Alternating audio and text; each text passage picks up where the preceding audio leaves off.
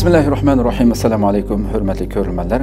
Istiqlol kundalik xabarlar programmamizni ko'rishinglarni qarshi olamiz. Men Abdullah Yalqun. Programmamizda vatanimiz Sharq Turkiston va dunyo kun tartibidagi eng muhim xabarlarni huzuringizga sunamiz. Qaynamizda qitinglar, ekranimizda bo'lsin. Uyg'ur akademik Qilich Bug'ra Qanat Istanbulda leksiya so'zladi. 28 noyabr İstanbul Sabahattin Zaim Universitetida Amerikaning eng uzun 20 yili 4 krizisda Amerikaning tarixi nomli leksiya yig'ini o'tkazildi. Yig'inda Uyg'ur akademik Qilich Bug'ra Qanat leksiya so'zladi.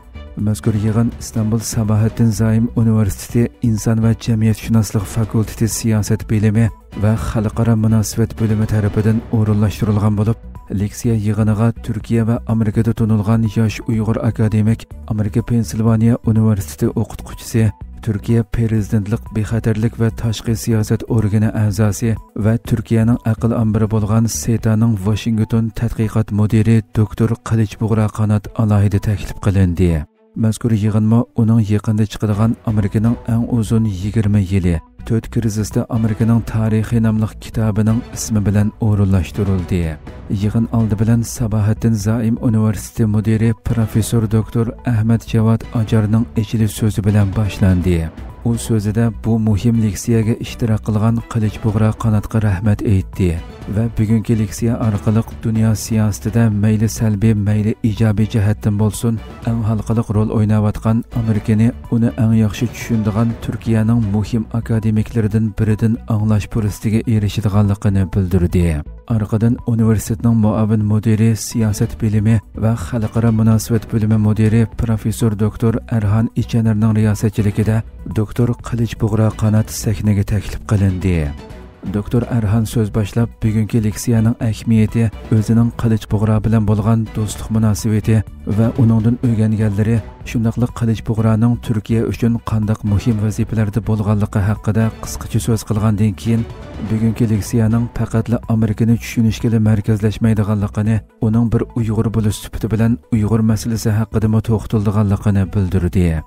Doktor Qilich Bug'ra Qanat leksiyada Amerikaning yaqinqi 20 yiliga markazlashgan asosda Amerikada maydonga kelgan eng chong krizislar, xalqaro siyosat, ichki tashqi siyosatlari, Turkiya-Amerika munosabati, Turkiyaning mudofaa sanoatida qo'lga keltirgan natijalarining Amerika-Turkiya munosabatiga ko'rsatgan ta'sirlari, Amerika-Xitoy munosabati qatorliq ko'plagan temalarda tafsiliy to'xtaldi.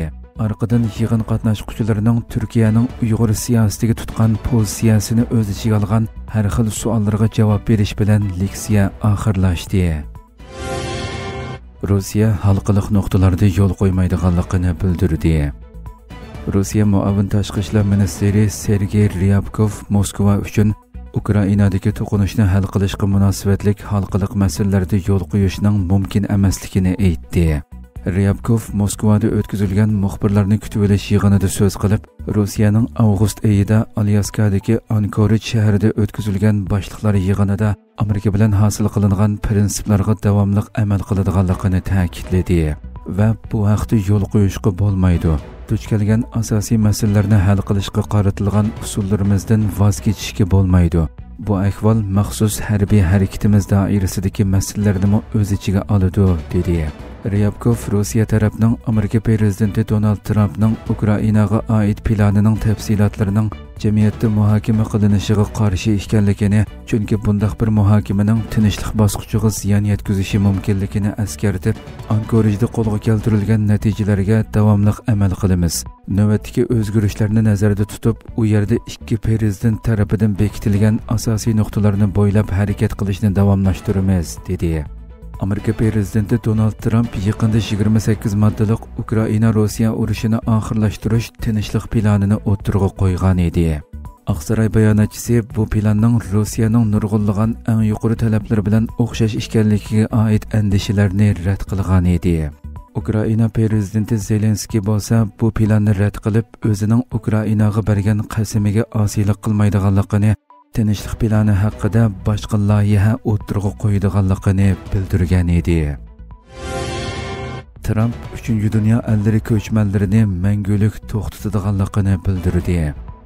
Amerika prezidenti Donald Trump payshanba kuni yangi ko'chmanlar planini e'lon qilib, 3-dunyo davlatlari deb atagan joylardan keladigan ko'chmanlarning mangulik to'xtatilganligini jakarladi.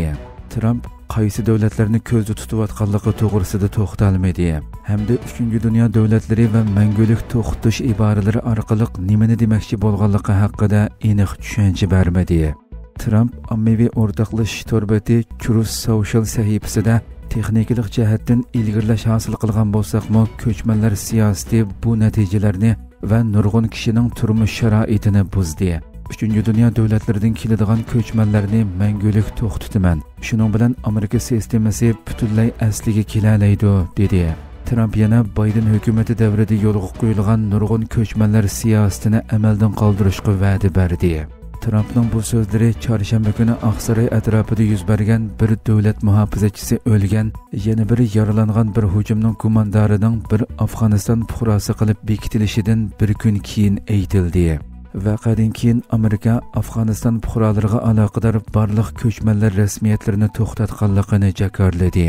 Trump Amerika fuqarosi bo'lmaganlarga beriladigan barliq federatsiya yordami va to'liqlamalarni to'xtatganligini, ichki tinchlikni buzgan ko'chmanlarning fuqaroligini bekor qiladiganligini, jamiyatga yuk bo'lgan bexatarlik xavfi elib keladigan yoki g'arb madaniyati bilan moslashmagan har qanday bir chet el fuqarosini chegaradan qo'g'lab chiqaradiganligini aytdi. Hurmatli ko'ruvchilar, shunday qilib bugungi xabarlarimiz mush yerda oxirlashdi.